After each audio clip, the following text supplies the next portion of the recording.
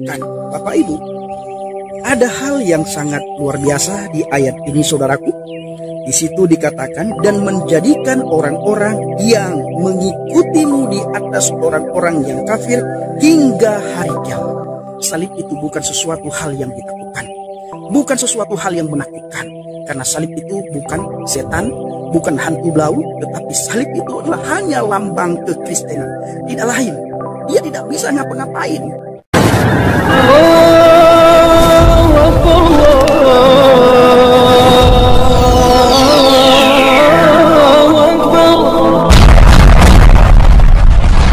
Bismillahirrahmanirrahim. Sebelum kita lanjut, jangan lupa subscribe, like, komen, dan share. Terima kasih. Jazakumullah. Bismillahirrahmanirrahim. Assalamualaikum warahmatullahi wabarakatuh. Sahabat kabar Islam, saudara ikhwan billah dimanapun anda berada, semoga tetap dalam lindungan Allah Subhanahu wa Ta'ala. Allah jaga iman Islam kita hingga ajal tiba, harapan wafat dalam keadaan husnul khatimah. Amin ya Allah ya rabbal alamin. Sahabat ikhwan billah, sungguh naas sekali ya pemikiran di seorang murtadin Effendi Usman. Ini ya namanya Effendi Usman, yang mana dia mencoba membawa ayat suci Al-Quran,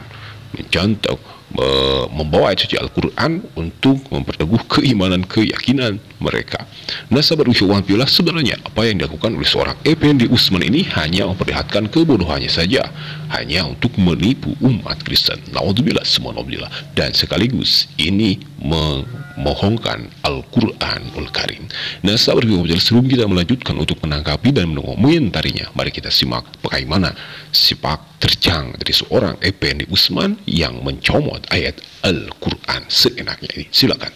Saya mengajak kita semuanya untuk melihat sebuah ayat di dalam Al-Quran, dalam surat Ali Imran.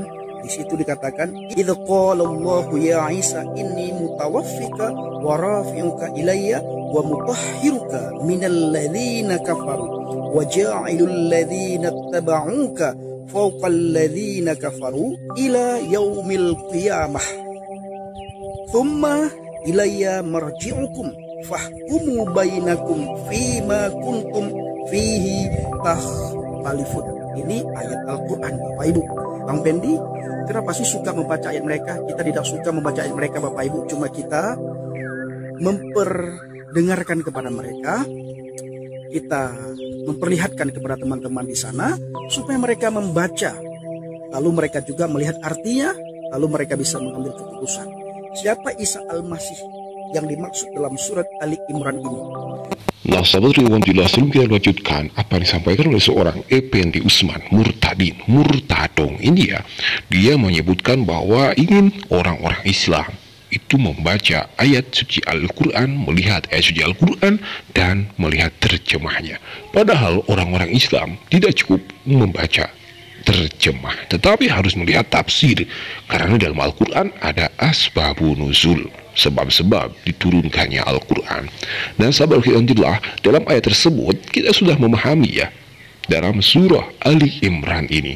Tetapi apa yang disampaikan oleh seorang murtadong ini, mari kita simak terlebih dahulu apa yang disampaikan oleh seorang murtadong Effendi Usman tentang surat Ali Imran ini.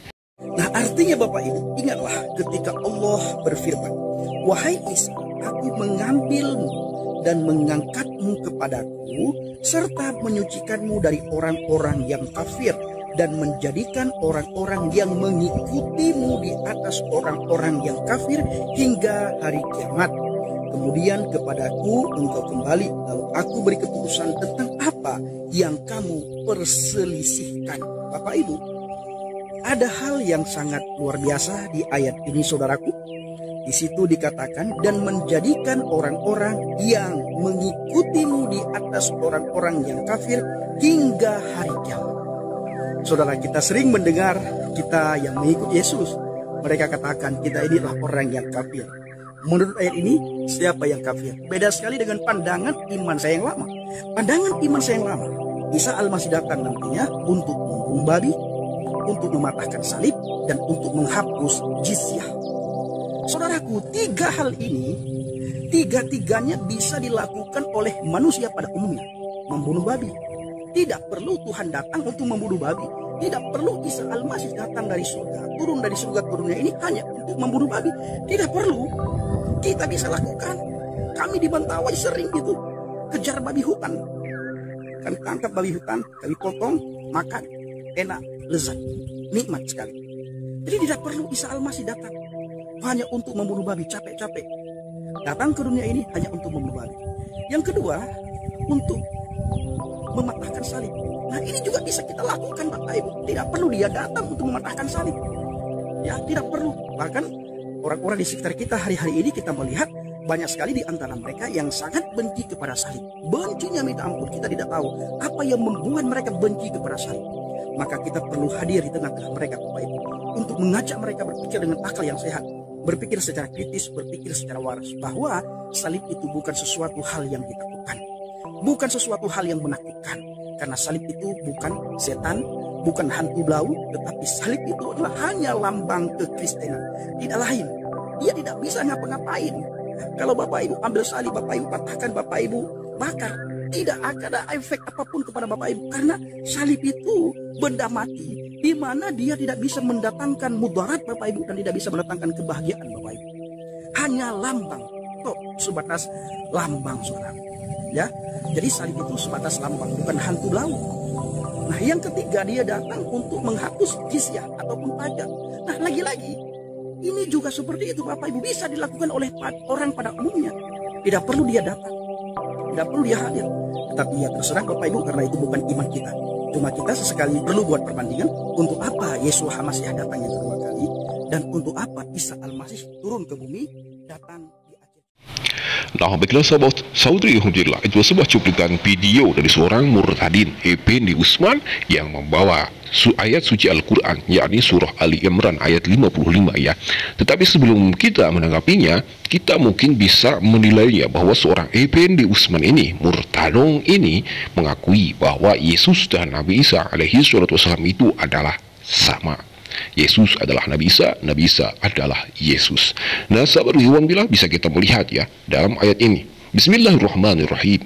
Laqad kafara alladziina qalu innallaha huwal masiihu ibnu Maryam wa qala al-masiihu ya bani Israila budullaha rabbi wa rabbakum innahu may yusyrik billahi faqad harramallahu alaihi al-jannata wa ma'wahu an-nar wa ma lidh-dhalimin min ansar. Sallallahu maulana azim. Nah, sahabat Ridwan Billah, dalam ayat tersebut sudah jelas ya, barang siapa yang mengakui, yang meyakinkan, yang mengimani bahwa Nabi Isa alaihi wassalam itu adalah Allah, itu adalah Tuhan, laqad kafara. Di depan ini bahasanya laqad kafara, yakni kafirlah. Sudah jelas ini jawaban di seorang Effendi Usman, meyakini dan menuhankan Nabi Isa atau Yesus itu adalah kafir. Nah, sahabat Ridwan Billah, tapi bukan itu yang dibawa oleh seorang Effendi Usman. Dia membawa surah Ali Imran ayat 55. A'udzubillahi minasyaitonirrajim. Bismillahirrahmanirrahim. Idz qala Allahu ya Isa inni mutawaffika wa rafi'uka ilayya wa mutahhiruka minal ladzina kafaru wa ja'ilul ladzina tabauka fawqa alladzina kafaru ila yaumil qiyamah. Thumma ilayya marji'ukum fa ahkumu bainakum fima kuntum fihi takhtalifun. Shadaqallahu maulana azim. Yang artinya, wahai, ingatlah ketika Allah berfirman, wahai Isa, aku mengambilmu dan mengangkatmu kepadaku serta menyucikanmu dari orang-orang yang kafir dan menjadikan orang-orang yang mengikutimu di atas orang-orang yang kafir hingga hari kiamat. Kemudian kepadaku engkau kembali, lalu aku beri keputusan tentang apa yang kamu perselisihkan. Shadaqallahu maulana azim.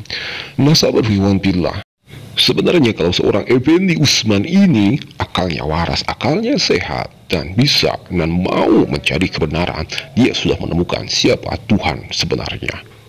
Nabi Isa hanya seorang Rasul, Nabi Isa hanya seorang Nabi, bukanlah Tuhan.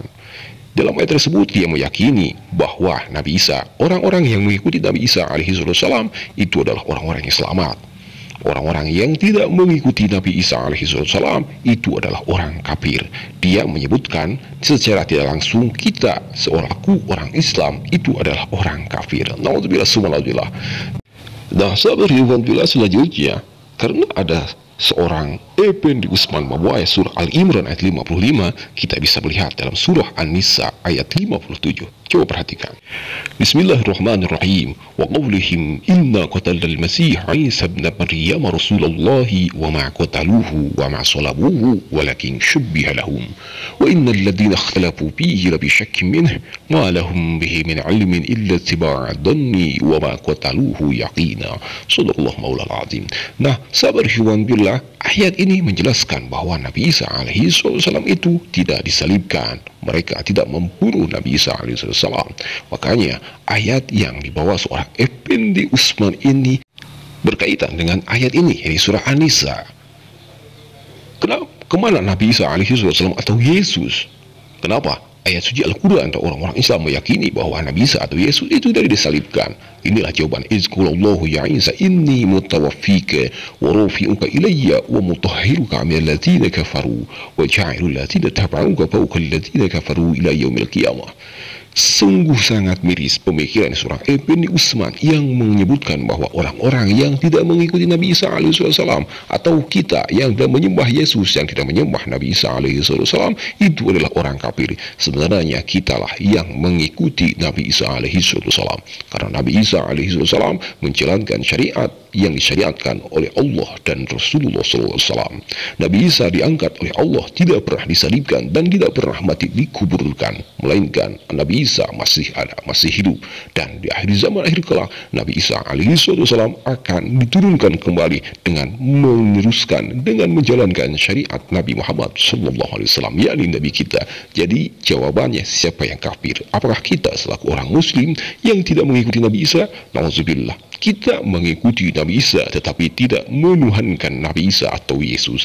Mereka katanya mengikuti Nabi Isa tapi tidak dengan hukumnya, malahan mereka menuhankan Nabi Isa atau Yesus. Nah, sahabat fillah, dalam teks terakhirnya seorang Effendi Usman ini menyebutkan bahwa salib itu tidak apa-apa. Salib itu bukan apa-apa. Salib itu tidak mempunyai manfaat dan tidak mempunyai manfaat. Ini memang benar sekali. Keyakinan kita pun demikian.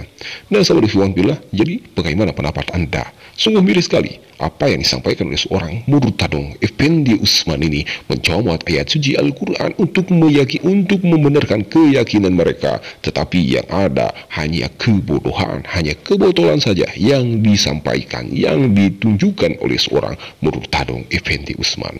Nah, sahabat fillah, mungkin hanya itu yang bisa kita simak dalam kesempatan kali ini. Sebagaimana yang telah kita sebutkan, bahwa apabila mereka membawa ayat suci Al-Quran, menerjemahkan, menafsirkan dengan seenaknya, maka kita berkewajiban mungkin kalau mampu untuk meluruskan, mencoba untuk membentengi saudara-saudara kita, keluarga kita yang awam akan akidah Islam.